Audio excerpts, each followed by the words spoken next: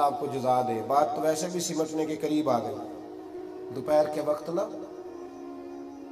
School سے کبھی آیا کرتے تھے نا تو گرمیوں میں، تو اب تو خیر اسکول میں بھی اے سی لگ گئے ہیں اور بچے بڑی سہولت میں ہیں، انہیں کو لینے بھی جاتا ہے اور کوئی چھوڑنے بھی جاتا ہے.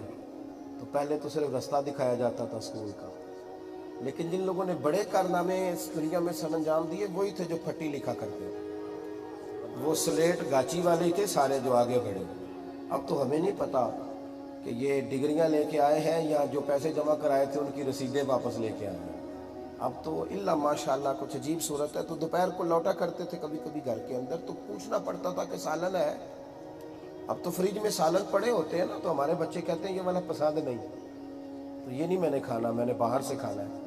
تو پوچھا کرتے تھے کہ سالن ہے؟ تو اماں کہہ دیتی تھی کہ ہر وقت کو سالن ضروری تو نہیں نہ ہوتا. تو اس بات میں بڑا لطف تھا، اس میں بڑا حسن تھا.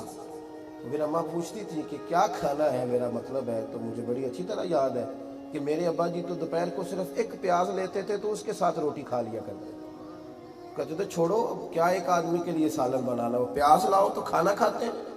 حلال کا جو رزق ہوتا ہے تھوڑا، اس میں بڑی برکت ہوتی ہے. یہ چھوڑ دیں آپ، یہ لمبے چوڑے. اور ایک اور بات آپ کو ایک اور بات بتانی ہے، وہ بھی ذرا یاد رکھ لیں. ایک شرعی بات، آپ کے بچے کو نہیں پتا آپ نے مال کہاں سے کمایا ہے، پر اس کے حصے میں تو 10 کروڑ آ گیا ہے. اگر تو اسے پتہ چل جائے کہ فلاں کا لوٹا ہے تو پھر معاملہ الگ ہے، لیکن اس کو نہیں پتا کہاں سے آیا ہے. اس نے تو آپ سے لیا ہے. وہ تو چھوٹا تھا جب آپ کما رہے تھے، اس کو نہیں خبر. تو یہ جو 10 کروڑ آپ نے اس کو دیا نا، اس کا حساب آپ نے دینا ہے. میاں صاحب نے کہا تھا جنہ لی تو پاپ کمائے کتھے نہیں ہو تیرے کر دے. اس کا حساب حضرت عمر بن عبدالعزیز رحمت اللہ تعالی علیہ، آخری وقت آیا تو آپ کی زوجہ کہنے لگی کہ عمر کچھ بھی نہیں بنایا بچوں کے لیے، کچھ بھی نہیں. میں نے شاید پہلے بھی ایک دفعہ بتایا تھا. ایک دن اپنی بیٹی کو آواز دے کے کہنے لگے بیٹی پانی تو لانا، بادشاہ وقت.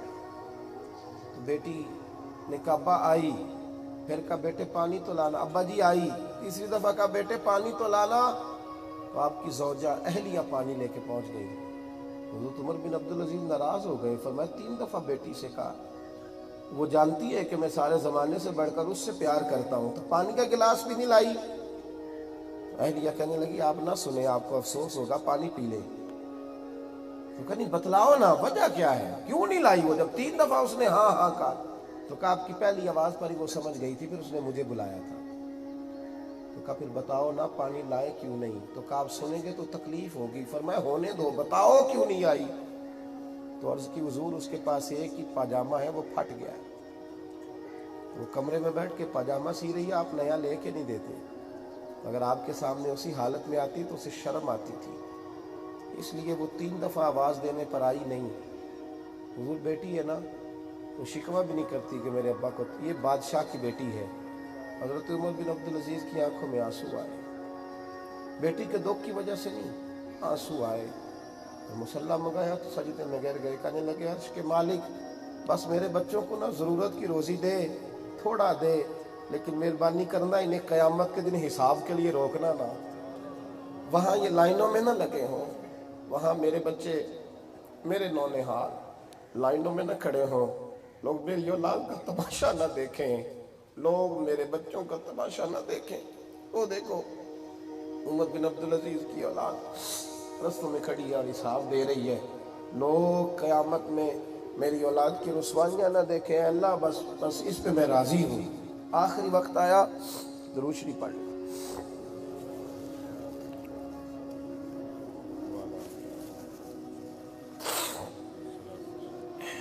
آپ کی اہلیہ نے بلایا تو وہ کہنے لگی عمر کچھ بھی نہیں بچوں کے لیے بنایا، کچھ بھی نہیں آپ نے بنایا تو بچے کیا سوچیں گے. آپ نے بچوں کو بلا لیا اور بلا کر کے فرمانے لگے کہ بیٹا اپنے باپ کو معاف کر دو، آخری عمر ہے، میں سب سے معافیاں مانگ رہا ہوں. جناب کیوں، کیا ہوا؟ تو فرمانے لگے بیٹے تمہارا ابا بزدل نکلا. بزدل تھا. جی آپ بزدل تھے، ہر میدان میں پہلی صف میں ہوتے تھے. فرمایا نہیں بیٹے میں بزدل نکلا. اگر دلیر ہوتا، جائز ناجائز کی پرواہ نہ کرتا، تو بڑا کچھ تمہارے لیے جمع کرتا، پر میں بزدل تھا، میں دوزخ سے ڈر گیا، مجھے خوف آ گیا۔ دلیر ہوتے ہیں نا، جہنم سے ڈر نہیں آتا تو حلال حرام جمع کر لیتے ہیں، تو میں بزدل تھا، میں ڈر گیا تھا، پتر معاف کر دینا، کچھ نہیں کما سکا۔ آپ کے بچے رو پڑے، کہنے لگے ابا جی پرانے بادشاہوں کے بچے جب گزرتے ہیں تو لوگ لعنتیں برساتے ہیں، اور ہم جس گلی سے گزرتے ہیں لوگ ہمارے ہاتھ چومتے ہیں اور کہتے ہیں تمہارا باپ بادشاہ بن کے نہیں آیا، ہمارے لیے خدا کا فضل بن کے آیا۔ وہ تو اللہ کا فضل ہے، اس شخص کا حکمران بننا تو خدا کی رحمت ہے۔ سنگیو، رزق یار اتنا لمبا چوڑا تو اللہ نے ہمارا ذمہ ہی نہیں لگایا، جتنی ہم مشکل میں الجھ گئے، لمبا چوڑا تو معاملہ ہی کوئی نہیں، لیکن حلال، طیب، پاکیزہ، صاف ستھرا، بڑا صاف ستھرا، اس پر زیادہ احتیاط کریں۔ یار دیکھو نا، مطلب عجیب معاملہ ہے نا کہ ظاہری طور پر ایک قطرہ ناپاکی کا اتنے بڑے دودھ کے برتن میں گر جائے، ایک قطرہ، تو لوگ سارا دودھ بہا دیتے ہیں، لیکن حرام کے کتنے کتنے لاکھ جمع کر لیتے ہیں، اس میں کوئی خیال ہی نہیں آتا۔ ویسے ایک قطرہ دودھ میں کسی گندی چیز کا گر جائے تو سارا دودھ بہا دو، بھئی یہ گندا ہو گیا، تو وہ جو آپ نے اتنے کروڑ روپے رکھے ہوئے ہیں ان کا بھی تو کچھ خیال فرمائیں، ان پر بھی تھوڑی توجہ کریں، رزق کو پاک کریں، حلال کریں، رزق حلال۔ نبی کریم علیہ السلام نے فرمایا تمہارا رب پاک ہے تو پاک چیزوں کو پسند کرتا ہے، پاکیزہ رزق کھائیں، تھوڑا کھائیں، محتاط ہو کے کھائیں۔ میں نے تو اپنے بزرگوں کو دیکھا، کوئی آدمی نذرانہ دیتا تو اس سے پوچھتے تو کیا کام کرتا۔ اب تو خیر احتیاط نہیں ہے نا، اب تو بس جیبوں کی احتیاط ہوتی ہے کہ 10 والی جیب کون سی ہے اور 1000 والی کون سی ہے اور 5000 والی کون سی ہے۔ مشائخ کی ویسکٹوں میں الا ماشاءاللہ جیبیں ہوتی ہیں، انہیں پتہ ہوتا ہے کون سا نوٹ کہاں ڈالنا ہے۔ بزرگ پوچھتے تھے۔ ایک دفعہ میں اپنے صاحب رحمۃ اللہ علیہ خدمت میں حاضر تھا، تو ایک شخص نے پوچھا حضور دعا کر دیں، اور ساتھ اس نے 1000 روپیہ دیا۔ کیا کام کرتے ہو؟ کہنے لگا کریانے کی دکان ہے۔ فرمانے لگے رکھ لے تو 1000، وہ دعا پیسوں سے تھوڑی ہوتی ہے۔ دعا کر دی اور دعا اس طرح کی کہ یا اللہ اگر اس کی کریانے کی دکان ہے تو برکت دے دے۔ جب وہ جانے لگا تو فرمانے لگے جب مہمان کو دروازے تک چھوڑ کر کے آؤ، تو میں چھوڑنے گیا تو مجھے کہنے لگا معافی لے دینا، لوگ زیادہ بیٹھے تھے، میں صحیح بات نہیں بیان کر سکا، میرا تو ویڈیو سینٹر ہے، لیکن میں آج اس شخص کی درویشی کا قائل ہو گیا ہوں کہ اس نے میرے پیسے قبول نہیں کیے، مجھے سمجھ آ گئی ہے، اور اس سے زیادہ اس بات کا قائل ہوں کہ پتہ انہیں چل گیا ہے پھر بھی پردہ پوشی کی ہے، پردہ نہیں کھولا، یہ اس سے زیادہ بڑا اخلاق۔ اپنے آپ پر توجہ کریں۔ دیکھیں اتنی لمبی چوڑی ہماری خواہشات اگر ہوں گی تو پھر حالات بگڑیں گے۔ پہلے بات کہہ چکا، خواہشات محدود کریں اور جو اللہ نے دیا اس میں گزارا کرنا سیکھیں۔ دائیں بائیں دیکھنا بالکل چھوڑ دیں، بالکل آپ دنیا کے سب سے خوش قسمت ترین آدمی ہو گئے۔ آپ کے پاس جو ہے اس پر اللہ کا خاص شکر ادا کریں اور ترتیب لگائیں، ترتیب مرتب کریں۔ آپ کو اب دیکھیں نا، یہ میرا وہ ملک ہے جس میں ہر ڈاکٹر یہ کہتا ہے کھانا سادہ کھاؤ، کھانا سادہ کھاؤ، کھانا سادہ کھاؤ۔ حد نہیں ہو گئی؟ کھانا، اس کا مطلب ہے کہ کھانا بہت مہنگا کھانے لگی ہے دنیا۔ ہر ڈاکٹر کہتا ہے سادہ غذا کھاؤ، سادہ غذا کھاؤ، سادہ غذا کھاؤ۔ تو ایک لفظ اور ساتھ شامل کر لیں، سادی بھی کھاؤ اور صاف ستھری بھی کھاؤ، پاکیزہ کھائیں، اپنے تھوڑے سے معاملات پہ گزارا کریں، رزق طیب، رزق حلال، اس پر خاص غور کریں، پھر دیکھیں اللہ تبارک و تعالیٰ کتنی برکتیں فرماتا ہے۔ دعا کرتا ہوں اللہ کی بارگاہ میں مالک حقیقی ہمارے حال پر خاص رحمت فرمائے اور اللہ کریم رزق حلال نصیب فرمائے۔